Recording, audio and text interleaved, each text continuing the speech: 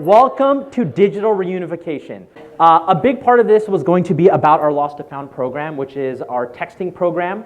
Because we had so much interest in a lot of the other programs that we're doing, we're going to speed through this a little faster than we were expecting to, and we're going to get to a lot of the other programs a little later on. To launch this out, we're going to start with showing you the video that will describe our texting program that we presented during the Petco Innovation Showdown. 2 out of 3 animals at our shelter are never picked up by their owners. We are always above capacity, and although we're successful at making space through adoption events, fostering, and rescue efforts, we fill up again in days, and it's just not sustainable.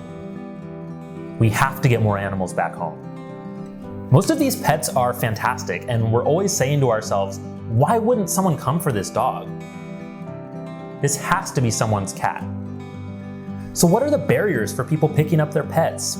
We believe that the biggest obstacles are lack of knowledge and lack of convenience. When someone loses their pet, panic ensues. Sprinkles? They might drive around the neighborhood, they might post some flyers, they might even come to the shelter, but because this is such a time-consuming process, it's rare for people to look more than once. They don't know that they have to keep checking the shelter for weeks. They don't know the best way to make a flyer to find a dog. They don't understand lost cat behavior to aid in their search. They don't know which shelters exist and which is the right one to check. And because these owners are so busy with work and family, without help and ease of access, owners often give up. The solution to this problem is our Lost to Found program. The program has 2 parts. The first is an automated text messaging system. And remember, if you lose your pet, text Stray to 555-888 and the Front Street Shelter will help you find them. When someone texts Stray to 555-888, they're automatically sent links to the Lost Dogs and Lost Cats section of our website.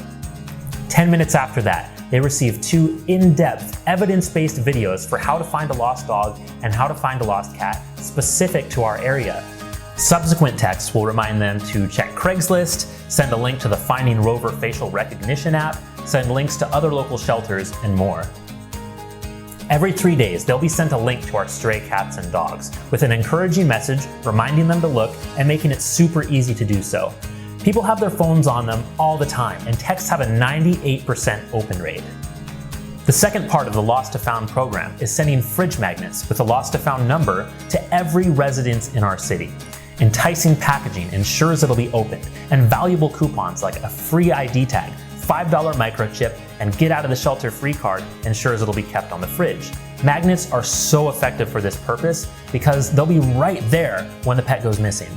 After the initial investment to create and test this program, the magnet, text messaging, and other resources could be turned into a copy and paste template that could easily be replicated by shelters across the country with very little staff time.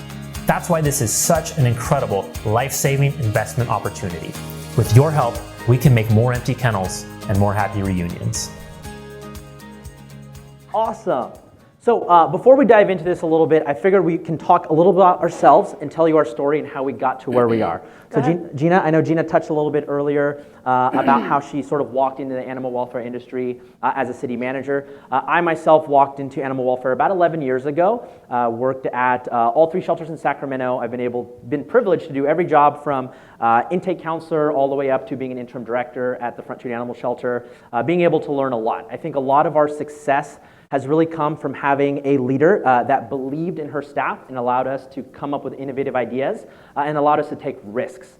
So a lot of our success is also from using the powers of social media, activating our community, focusing on transparency, and a lot of volunteer support. So because of that, we'll look at our data a little bit later, but that's what's allowed us to become the shelter that we are today. And I think what's really great about this conference, it is, I was actually talking to Rory about how many leaders or first level managers there are at this place, and it's amazing to see how many decision makers are here. And so I think that if this is something that you're interested in, it's going to be something that's going to be really easy for you to implement. Do you want to talk about some of the reasons why it's so easy? Well, it's easy setup. Just take a day of staff time, let's say, in order to set up the whole program. You steal all of our content, and we'll talk further about what we have to offer you. There's consistent information that's being distributed in your community. So regardless of whether you have 1 shelter or 3, Sacramento has 3, for example, there's so much confusion on the part of the pet owner that they're getting the same message every single time. I mean, you can train your staff 12 different times, and human beings process information differently. So when you ask them to regurgitate it, there's going to be deviations. So if you use a program like this, it's impossible to make a mistake because it's step by step. No training involved, no brainer, installed, you forget all about it, except your staff need to talk about it. Perfect. Now, what we'd love to do is have you all give it a try. So if you can pull your cell phones out, please text the word stray to the number 555-888. Texting fees will apply. So the text messaging program itself is timed to send text messages over a 90-day period because we all know it's our responsibility to make sure that pet owners do not give up. I think a bigger conversation to have is the importance of pet reunification and the job that we have as shelters. Oftentimes, the culture has always been pet owners have lost their pets. It's our responsibility to care for them. It's their responsibility to find their animals. But every single day, our shelters are asking for what? More resources, more volunteers, and more donors. And what is the number one way that you can develop a positive interaction with someone from your community? Is helping them find their pet, right? Pets are a part of our family, and it's our job to reconnect families. So that's why we think this program and other digital reunification tools we use are so important, because it's not just about getting that pet home, it's about creating a positive relationship with your community. So the next video that we have is actually going to be a video that's going to streamline you through the texting program that we've put together. And so you'll get a rough idea of what these text messages look like. Obviously, these messages are going to be tailored toward our community, but we're going to show you how you can modify them to be part of your community. The process works where you get your first text message, which a lot of you have probably gotten already, which is going to be links to all our shelter and our lost and found pages, which will direct you to Pet Harbor. A couple minutes later, you will actually receive a text message that's going to show you our lost and found pages, so you can put in a digital lost and found flyer. So we got away from those dusty books, and now we ask everybody to put their information in online. The reason why that's so important, we use Chameleon software. I know a lot of people use different softwares. Our friends from Shelter Lover in the back too, and they're very innovative with the stuff they're doing for return to owner as well. But what we do is we put that information actually into our shelter database. So when someone loses a pet, they can actually look online to see if someone is housing their animal in their house and not hope that they have to come to the shelter and see it in one of those dusty binders. Other information that they're getting is we're actually providing links to all of our local shelters as well. There's been data that shows that actually rural communities do better with return to owner. Densely populated communities don't, especially with ones that have multiple shelters, because people don't know where to go, right? They all assume there's one shelter, they go there, and then their job is done. And most people do assume it's our responsibility to get the animal back. So when they fill out that form that says, I have a tan chihuahua and it was lost in downtown, then we're going to find their dang dog, right? It doesn't happen that way. So we do provide those resources for our community partners as well. There's links that come to Finding Rover. There's links to Craigslist to make sure you check those ads. We've even created a list of all of the lost and found Facebook pages in our community. We do have a link to Nextdoor as well. Great point. We're going to talk about that a little more in the future. So it's a robust amount of information of basically every tool in our community. What we want to be able to do is, Gina, I'll let you touch on some of the innovative videos that we created as well. Right. One thing that's important to mention, though, we still have people in our community that actually come in and have to fill out the form, and we do accommodate them. Most people do have a photo of their dog, so it's very little staff time if they elect not to do it electronically. So we reached out to Bridget Wasson and what's her name? Albrecht? Kat Albrecht, if you've ever heard those two names. They're really nationally recognized reunification experts, and shared with them the videos that we put together, actually conferred with them to make sure that we were hitting all the valid points. And they said that our cat video was the best one they've ever seen in the world. And the great part about it, it's not branded at all. So these tools and tips can be used for any shelter across the country. So we highly encourage you to use it in the program, and we'll talk about some of the shelters that are already implementing it as well. So we do have a limited amount of time. We've created a dog video and a cat video. Raise your hand if you would prefer to see the dog video over the cat video. Oh, I think we see cat people. I think we see cat people. Strong work. It's a cat video. But the videos are cool. You can use them. You don't have to recreate them. Losing your cat can be terrifying, and because cats are small and masters of concealment, it can take weeks and even months to find them. Before we talk about how to find a cat, let's talk about the 4 biggest mistakes people make when trying to get their cat back. 1. Waiting a few days to see if the cat comes home. Starting your search and taking the actions in this video immediately is extremely important. 2. Not checking your local shelter's website at least once every 3 days. Cats can show up in shelters weeks or months after going missing. 3. Only doing 1 or 2 of these tips. You need to cast a wide net to find your cat, which means using as many methods as possible. 4. Giving up too soon. Plan on taking weeks and try not to get discouraged. If you follow this guide, you have a good chance of getting your cat home. There are 2 types of cats: indoor-only cats that don't usually go outside, and outdoor access cats who are outside regularly. In either case, cats are territorial. They don't intentionally run away from that territory.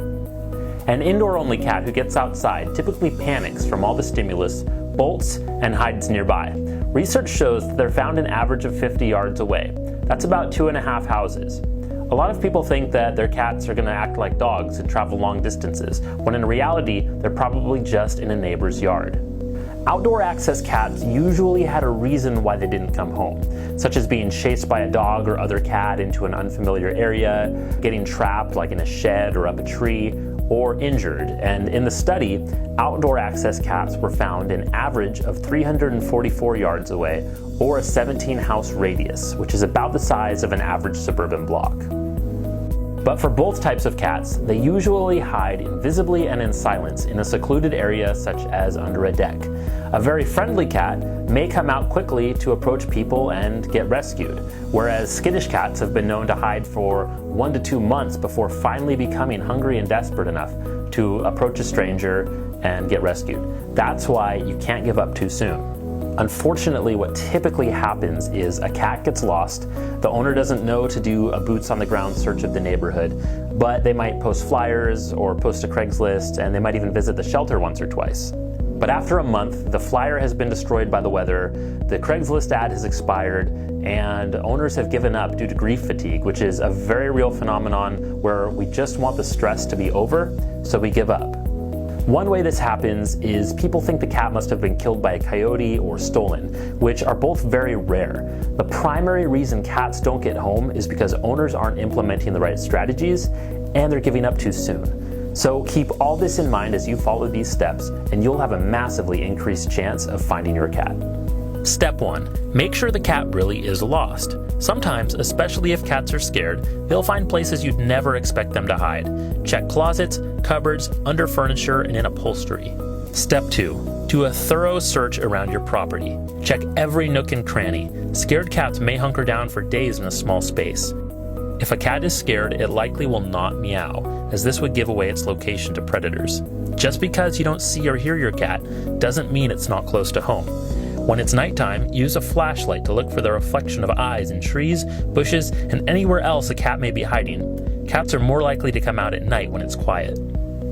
Step 3. Lure them back home. If you know which door or window the cat escaped from, try to leave it open so the cat can get back in, especially at night if safe to do so. Make it easy for cats to get back into windows. Put their bedding and your clothes near the door or window. Step 4. Search the neighborhood. Studies on cat behavior show that indoor cats are usually just a few houses away, but they're very good at hiding, and because outside is scary, they're usually just hunkered down in a small space nearby. Knock on neighbors' doors, leave flyers if they aren't home, and ask if you can look around, and if not, if they could take a quick look around possible hiding spots. One of the most important steps is asking if you can search the yard. Neighbors likely won't crawl around looking under their decks for someone else's cat. Step 5. Set a trap. One of the best ways to catch a cat is to set a humane trap. You can buy one or Google feral cat trap rental. In our area in Sacramento, citizens can rent traps at feed stores. Put the trap in a sheltered spot and lay newspaper on the bottom. Set the trap according to its directions. They're simple to set up. Add food and water near the trigger. When the cat steps on the trigger plate, the door they came through will close. Cover the trap with blankets or clothes from home. Make a trail of fragrant food leading to the trap. Smear bait up high to spread the scent and check the trap often. In the event that you catch another cat or wildlife, do some online research as to the appropriate release technique. In general, it's best to release them where they were trapped. They usually won't come back and get trapped again. Cover the trap with blankets, face the door away from you towards bushes or some other cover, and back away, lifting the door. Skunks can be safely released as well without you getting sprayed, but be sure to do thorough online research for the proper technique. Step 6. If your cat has a microchip, contact your microchip company and be sure your information is updated. If someone brings your cat to a veterinary office or shelter, they'll be able to scan it and get in touch with you. Step 7. Make lost pet posters. Regular paper flyers usually don't get noticed. These posters have been proven to work, so try to make them look like this. You can buy large pieces of fluorescent paper for about 50 cents at places like Target and Walmart. Make at least 6 and put them at the busiest intersections near where the cat went missing. Check local laws about what posts and signs are legal to attach your flyer to. You can also make quarter sheet versions for putting on neighbors' doors and mailboxes. Step 8. Check your local shelter at least once every 3 days. If you've come to this video through a text messaging program, you'll be sent links to the Lost and Found section of the website as a reminder. Be sure to use the web to find all local shelters. For example, in our area, we have a city shelter, a county shelter, and an SPCA. All list animal inventory on their websites. However, it's also a good idea to visit the shelter, especially if the shelter's pictures aren't clear. Sadly, only 1 out of 10 cats in shelters is picked up by their owner. A likely cause is that people only look once or twice. It takes diligence. We've had people find their cats at our shelter after months of going missing. Often it takes a long time for cats to be found and brought in by someone in the community. Step 9. Check other resources. The first place many people post a stray pet they find is Craigslist. Be sure to check there and create a lost pet post with a picture. Nextdoor, a neighborhood-specific social media site, is another great place to check and post. There are likely other local lost and found pet Facebook pages and other resources in your area. Step 10. Use Finding Rover. Another great way to get your pet back is by using Finding Rover. Just visit findingrover.com and upload a picture. The site uses facial recognition to scan nearby participating shelters for your pet. Step 11. If you see your cat, stay quiet and calm. Don't chase them. Offer food and approach slowly if they don't come to you. Step 12. Don't give up. This is the most important step of all. It takes time, and if you follow these tips diligently, you have a great chance of getting your cat back.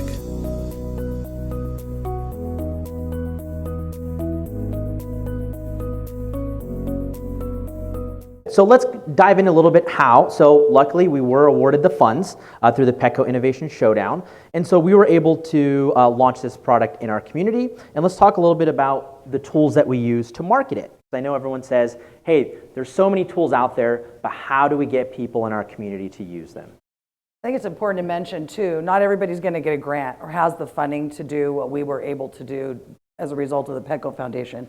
These are simply ideas. If you can't afford this, you can't afford to make flyers that are passed out at local businesses, at your offsite adoption events, at your breweries, and a utility mailer. So try to think creatively how you would deliver this message to your community. Sure. So one of the things that we did is we actually did a mailer to half of our city, which was really expensive and not necessary, but it looked really cool, so we decided to try it to see how it would go. We have about 10 of these, if any of you are interested in taking them home. The city of San Diego is actually going to be hopefully using this program. We're balling on a shelter budget, so there's like 8 of them, so if you really think you're going to use it, please take one. Otherwise, I'll email you a PDF of it. So basically it has all the information you saw in the other video, free ID tags, free microchip, and the get out of shelter free card. And I think the really important part about that, there's a lot of great organizations like PEMA that are actually waiving all reclaim fees, which personally we would love to do, because we know that when people are coming down to us and they're invested in their animal, we're already reducing our waiving fees if we have the ability to do so. But when we change the perception for owners that, hey, I'm going to go down and not have to pay a fee, period, we believe more people are going to be willing to come down and get their pets. So there's a sticker that you can have, there's a wallet card, and later on we'll show you a video that, although this seems kind of funny, a lot of people really, really enjoyed it. Other things, so you're saying, Bobby, we can't afford to do all these mailers. Well, the great part is if you sign up for the program, we have cookie cutter marketing material for you. So you link up with us. We have a Dropbox folder. It's going to have template press releases for your community. It's going to have template social media graphics where you can just change our number to your number. We did invest a little bit more and create some social content and animations, which we'll show you now. If your pet ran away, would you know what to do? Most people don't, which is why only 1 out of 3 lost pets in shelters is found by their owner. But now, there's a better way to find your pet. Just text STRAY to 555-888 to see lost pets at all Sacramento shelters. Get video tutorials with proven tips and be guided every step of the way. It's completely free. So protect your pet by taking a screenshot of this number just in case they ever go missing. Just to give you a little bit of data behind how invested our community was in using this tool, within the first 5 months, we had over 3,200 people utilize just our texting platform, and not all of them were just in Sacramento. Some of them actually found our Lost to Found videos. People that were dealing with the fires in Los Angeles used our cat videos to be able to find their cats. We've been hearing a ton of positive reviews about it. These are actually a few of the cities that are launching. We're actually working with someone from Austin currently to launch it in the community as well. Annette from Stanislaus has launched it, which we're really excited about. This is a graphic that New York created for their launch recently. So you are able to do whatever you want with the program. We are not married to any of the content. We just want people to be able to utilize the tool. So if you have the resources and the time to make it look like your brand, great. If you don't, we're happy to help you any way that we possibly can. And one thing that I don't know if we even remember to touch on, we chose a platform called Simple Texting. And you can just go to Simple Texting, right? simpletexting.com. And they have a tutorial. And it's so cheap. If you're a government agency, you don't have to go to procurement. You don't have to get low bid. We put it on a credit card every month. It's a small dollar amount, and it takes, I don't know. Yeah, It doesn't take long to set it up. Within a day of working with your staff member, you can have this set up from A to Z. So the cost itself is roughly around $1,000 a year, which you can very easily quantify by getting 2 pets home early with your length of stay. But here's the deal. We all also know that sometimes there are even barriers in spending $1,000, right? So what we would like to do, thanks to our Petco Innovation Grant that we received, we are able to actually offer a few sponsorships. So today, if you are interested in implementing this program, we have the ability to give away a 1-year subscription to this. So please, after this, so now none of you can leave early from this. After this, please come see us. We're going to put your names in a hat, and we'll help you launch it within the next 2 months. So we're really excited about that as well. Even better, so one of the things that we learned about this program is that texting is so efficient. It has a 98% open rate. Even when our staff, which Gina will get into later, are trying to communicate with owners that have lost their pet, most of them don't pick up their phone, but all of them reply to texts. And so we're going to actually be utilizing this platform for not only lost pets, we've actually created one for what information do you provide if someone in your community found a pet. So it's going to be all the top tips and tricks in your community to help with that found pet. And we're actually working with the Fresno community to create a platform if you need to relinquish your animal. So they have an issue with owner surrenders. And even if you give the same presentation 10 times, it's always going to be a little different. What we want to make sure is that there's consistency in messaging, especially in communities where there's several shelters in one area. Everybody's policies and procedures are a little different. Everybody's communication is a little bit different. Pets don't know jurisdiction. So we want to make sure that everybody in your community gives the exact same information. So people can't be like, well, I went to the SPCA and they told me this, and then I came to Front Street and they told me this. So if we all have a collective unified message, that's how everybody's going to know what to do and how to do it. I think I mentioned this earlier, there's a ton of creative things you could be using texting for. Like we just started using it. I still say we, I retired, but I forget. Oh, you're still part of the squad. I'm still part of the squad, sort of, from the sidelines. But our foster program is using it. Instead of trying to schedule, booster appointments, we're doing it all via text. And people respond really well to that. So start your engines. What else could we be using this technology for to improve the work we do? Awesome. So now we're going to finish up with the recap video. So after we're able to launch and implement in our community, this is just a little video that we want to show you. This is also going to be a great tool for all of you. I know this is a ton of information, but if you need to go ask somebody in your community for permission to launch this, all you have to do is show them this video, and it's a very sexy sell. At the 2018 Innovation Showdown, the Front Street Animal Shelter won $250,000 to develop and market Lost to Found, an automated text messaging system to guide owners through every step of finding their pet. This is how the funding has been used so far. The first thing we developed was the text messaging program in both English and Spanish. When someone texts STRAY to 555-888, they're automatically sent links to view animals at our shelter, which they continue to receive every 3 days for 2 months. This way, there's no chance they'll miss their pet at the shelter, and texts have a 98% open rate. Next, they receive video tutorials. We worked with the nation's top lost pet experts to produce the most in-depth, evidence-based videos for how to find a lost dog and how to find a lost cat available. They also receive links to other local shelters, a link to complete an online lost pet report, a link to upload to Finding Rover, links to Craigslist, an exhaustive list of local lost and found pet Facebook pages and other resources, and more. Pet parents need only text one number to get all the information they need. It's like a 911 for lost pets. You can try it out right now. Just text STRAY to 555-888 and reply STOP to end texts anytime. It's made it incredibly easy to communicate with citizens about lost pets, where before they were left with scattered, incomplete, and overwhelming information. Now it's all in one extremely accessible resource. Next, the bulk of the funding was used to market the program through the production and mailing of postcards, which feature magnets, stickers, and wallet cards, all of which not only have our texting number, but also a coupon to get their pet out of the shelter for no fees. This way, owners have our info on hand as soon as the pet goes missing. All materials are translated for residents who primarily speak Spanish. We've completed the first wave of the mailing, which was sent to over half the residences in the city, and if successful, we'll use more funding from the grant to mail to the rest of the city. Feedback from the community has been extremely positive, with excited residents posting pictures of their new magnets. Since we found a more cost-effective way to produce the mailed materials, we came in under budget and have been able to use other marketing methods to get the word out, including billboards, bus ads, magazine ads, animations for Instagram ads, social graphics and videos, and free media from several local stations, which have all collectively been seen by millions of people. While it's still too early to assess the impact of the program, so far results have been positive. In the first 4 weeks, over 400 people have texted the number to get help finding their pet, and customers have been bringing in the magnets to get RTO fees waived and get free microchips.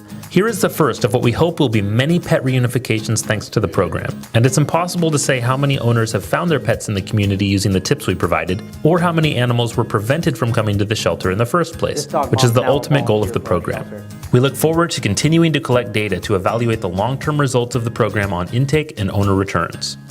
Numerous shelters have contacted us wanting to implement the texting program. Now that the materials are produced in a copy-paste format, any shelter can set up this program in a day or two at only $1,000 to $1,500 a year to maintain the service with virtually no staff time required. To access all texting and marketing materials and connect with us to start a texting program in your area, text STRAY info to 555-888 or chat with us after the showdown.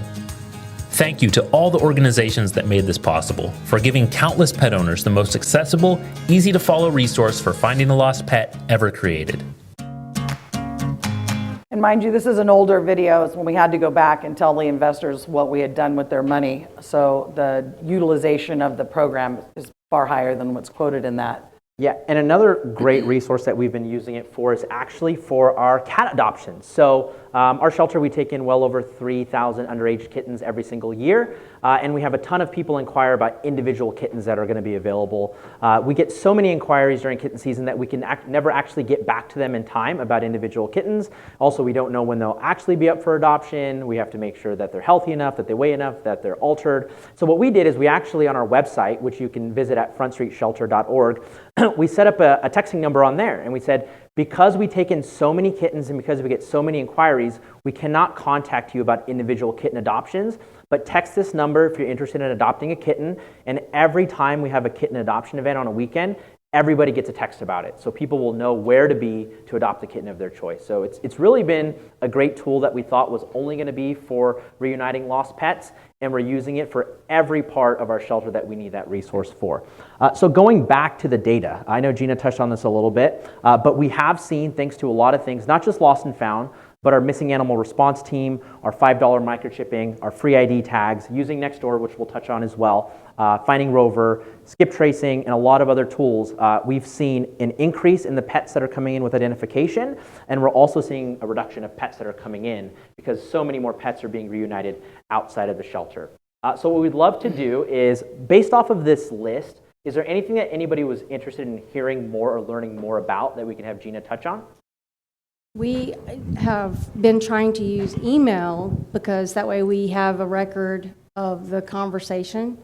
So are the text messages that come in and out, are they being saved to a database, or do you have to contact the phone service? Or? The messages are going out to the consumer. They're not communicating with us. Okay. They can if they want to, but it's usually, thank you. Right. I found my dog. I found my cat. And all of that information is saved within the platform. So if there is a PRA request and your clerk's office wants access to that, there is administrative access. So all of any communication that's made with that client from every individual number is saved as a separate text message group. So we haven't had that. We use Page Freeze at the city. So all of our social platforms are connected to that. We've never actually had an inquiry through our texting platform because it's more about providing information versus communicating with clients. Most of the time, if they have a question, there's an email address that they're referred to continue on with the service. And if you're really going to embark on a program like this, I think that it's really critical that everybody in your organization understands it and has their elevator speech. So, clearly understand what's going on. So when a citizen comes in looking for a lost animal, what we say is, before you do anything else, do you have a cell phone? Please text 555, and walk them through this before we get them going through the kennels. Because when you're walking and trying to give people tips and suggestions on what to do, they're not listening to you. Yeah, we have actually made it a requirement. So, almost everybody walks in with a phone. So when they walk in, we say, okay, to get your golden ticket to walk through, text this number. And so that way we know, because it's a very emotional experience for people. They've lost their pets, they're distraught, they're looking at kennels of animals. Most of them have never been to a shelter before, right? And so they're not only concerned about their pet, they're seeing all of these other pets. And so we tell them about the 3 shelters around the block. We tell them about finding Rover and the other tools. They're not going to remember any of that. So luckily, this is a way to gain access to their information, and then you can always forward them as much information as they need to get. And it also minimizes the amount of paper you have that you're handing out to people, because we all have that thing in the lobby that's full of all those pieces of paper. Absolutely. Any other questions? Yes. Can you speak about the data collection? Is there any data collection? Data from... Sorry, I think sorry. Is there any collection of how many text messages are sent versus how many animals are found to go home? Absolutely. So we do have some analytics on the back end of how many people are interacting. I think within the first 6 months, we had over 3,200 people use the platform. It's really hard to quantify how successful the program is for getting those pets back home, because most people don't reply back and say, hey, I found my dog, don't worry. We do see a lot of people who end service, so they disconnect from the platform. So hopefully we're hoping that that's because of a positive outcome. Very rarely we do have people say, hey, thanks to your program, we saw it work. But I think the thing that's most important is in going back to what we've been learning every single morning through a lot of these sessions, going into the life-saving sessions or the no-kill sessions, there is no one tool or trick that's going to make us a no-kill community or a high-save community. It's really about the effort that you invest, right? There are a lot of shelters around the country that have the exact same tools that other shelters do that have an 80% or marginal save rate. And there's some shelters that have the same tools that have a 93% save rate. So I think it's really just the amount of time you invest. I call it the give a crap meter. That's what I do. So it's like your give a crap can be an 83% or your give a crap can be a 92%. So this is not going to fix everything, but it's one of the many tools that you can use, and the best part about it, it takes no training, it takes no staff time, and you know that there's consistent messaging. And there's not a lot of tools that provide that. And this is rhetorical, but think about your organizations. When you have your staff meetings, when you have your leadership meetings, how often is the topic of RTO on your agenda?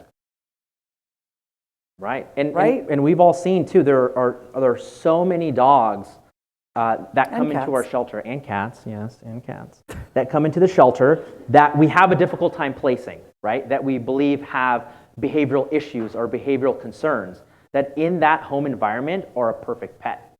right?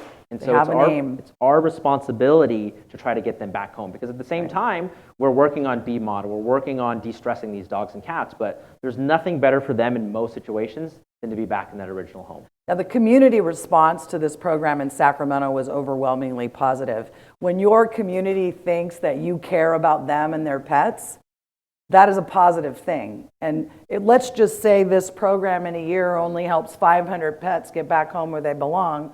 That's 500 pets that didn't come to your shelter.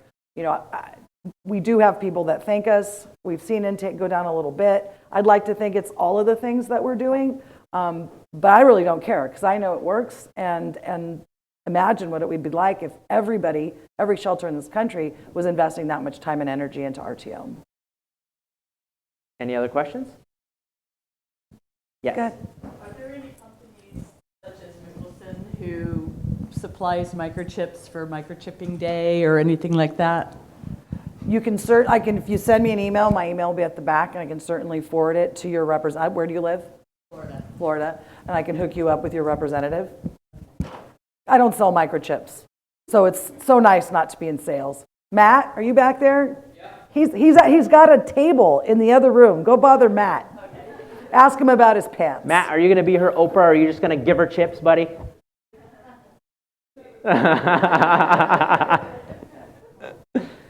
But there is Joyce Smith in this room? There's a cat organization in Northern California called Field Haven, and they're out there in Marysville, California, Yuba City, Sutter County, California, chipping every stinking cat that they find. And we know that an animal with registered microchip gets home faster, which saves us money and saves trauma to that animal. And it just feels good. So chip, chip, chip. I think there was a question in the back. Do you have any comments on stray hold periods? And is there any data or anything that would support? I mean, we're trying to get animals out of the shelter as quick as we can, but we also don't want to miss that window that owners come in. Do you know? You might not know. Is there like on day 4? That tends to be the typical day owners come back, or is it always within 24 hours? Or and maybe it's different for cats and dogs. I don't know if there's an answer. I don't think there's an answer, and I don't know that any of us have kept really good data on that. You know, there's always that owner that dashes down there before the dog's even off the ACO truck, right? There are those people. It depends on your community. Sacramento's poverty rate is really high. You know, sometimes we're interacting with pet owners that don't even have cars. They have to take a bus and then walk 3 miles to get to us. It's all over the charts. Yeah, and a lot of the data that we see, I mean, if you look at general data, it ends up being a bit skewed, because most people will say like a lot of your pets end up being RTO'd end up being RTO'd within the first 72 hours. But what they don't say is most of those are because of identification. So to look at the whole spectrum, I mean, it's definitely a huge advantage for pets that are chipped. Or have some form of identification. But I think what the data that we use to really quantify the value of these things is not just how fast these animals are going home, but your overall length of stay reduction. So under Gina's tenure, we were able to reduce our length of stay. I think we were around 18 or 19 days when you first started, right? I don't remember. Around 18 or 19 days. And because of all of these programs, we've actually been able to reduce it to under 10.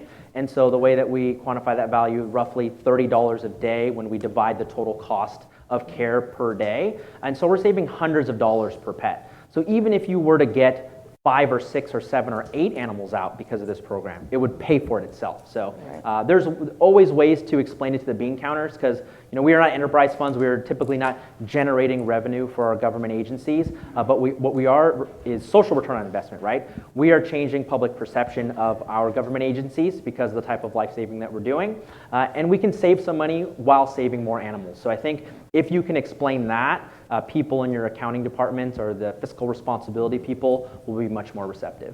And feel free to use Front Street as the example, and certainly we could connect. We keep saying bean counters. If there's bean counters in here, we're sorry, but we can connect those people, with our people at the City of Sacramento. I mean, it's a compelling argument.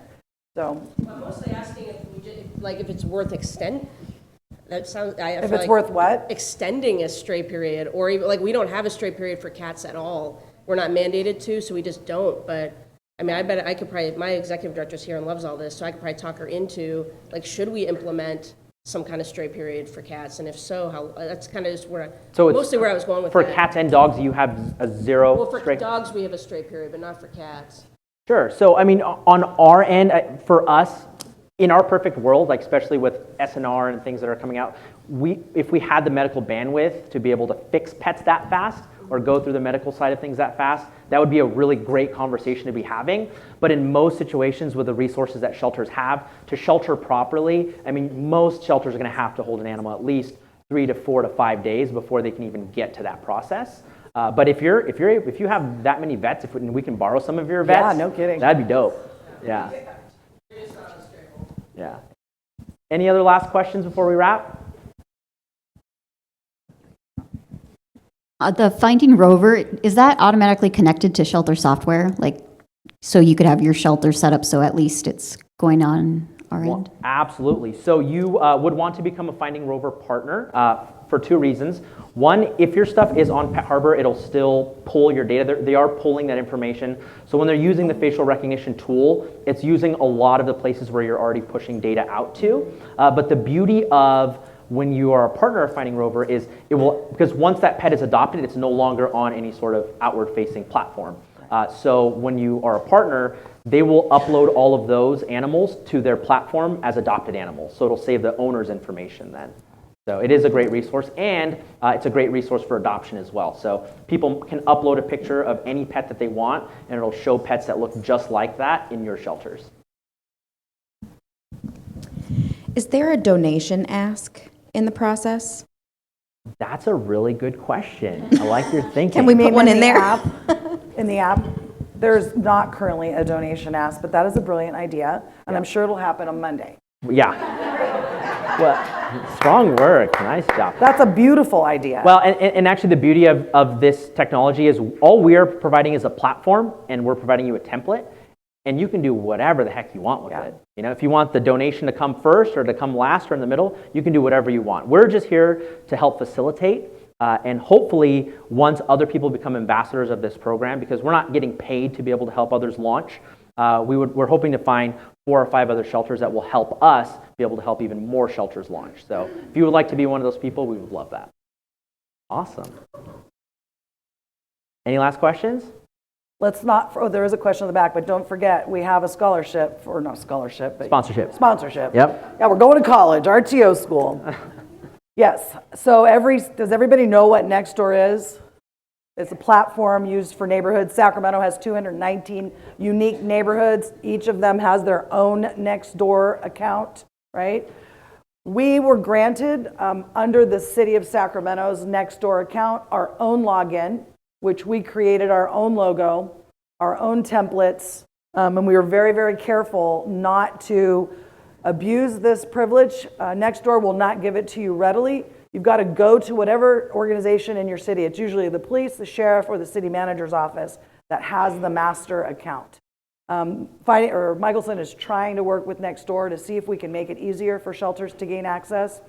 This definitely quantifiably just not only increase the return to owner rate, our donations went up. And we didn't do anything weird or special during that period of time. It's the only thing I can attribute to that increase. And another program that can be totally volunteer managed, trust people that volunteer at Front Street who oversees this is an attorney. He's a hell of a lot smarter than I am. And nothing bad has happened in 2 years and nobody has died. And it was actually the volunteer. So we actually approached the city originally. We were not successful in getting added onto the platform, but that volunteer who was a stakeholder in our community that had a loud voice that actually got us access, and he's the one that managed it for us. If you want to hear more about that, please come up and talk to us. We do have to wrap, but what we really wanted to say to everybody is thank you so much. This is so exciting to have the opportunity to talk about RTO, and remember, this is just the beginning of the conversation, not the end. We will always be a resource, and we'll see you guys at the Pep Boys party, huh? Yeah. Thank you, everyone. Thank you.